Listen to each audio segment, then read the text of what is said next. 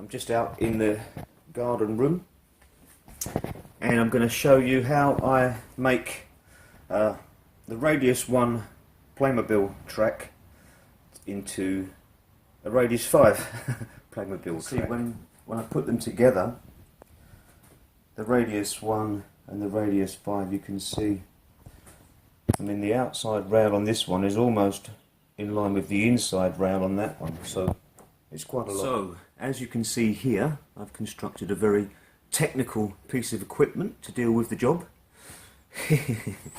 Right, it's just a very simple jig, traced around the track, clamped the two pieces together and marked out the line and the stop line where the saw needs to finish to protect the inside rail.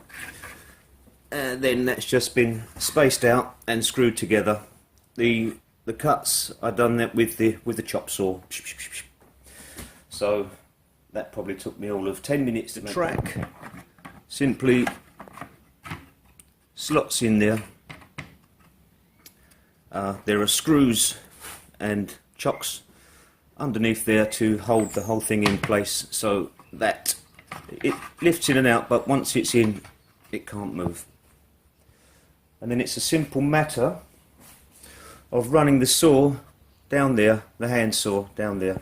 Use a second fix saw. This is a Spear & Jackson Predator, and that's simply run down there 3 times like that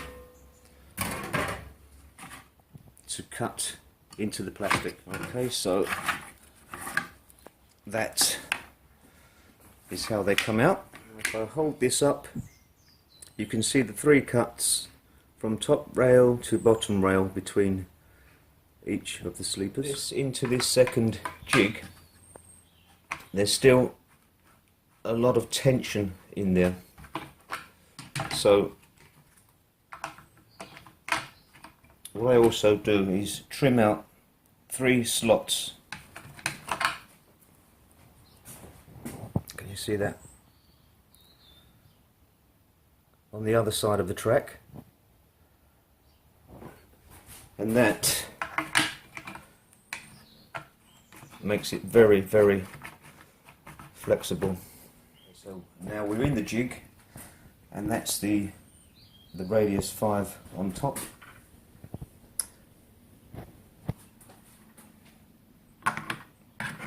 You can see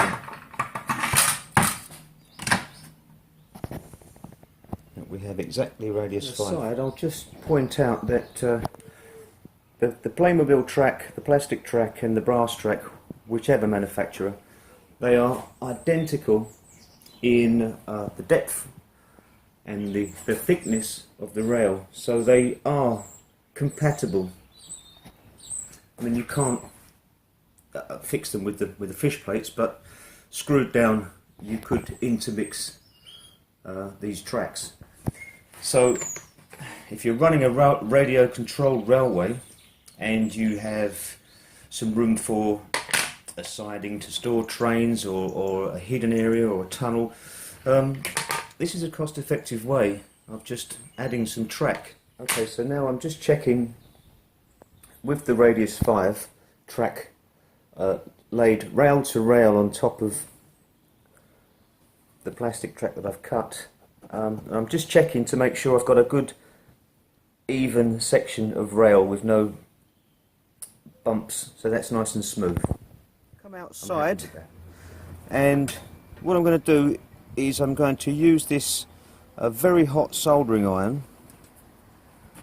Once I know everything's good and true there, I'm going to just warm the sections where I've cut it like that, and just run that soldering iron along there, and that tacks the whole thing together. It's really quite simple, even just a line run through like that. This is plastic, obviously, so it's not a good idea to overdo this. The fumes are bad for one's health and it's not good for the environment, but so a few small spot sticks like that is sufficient to hold the thing together.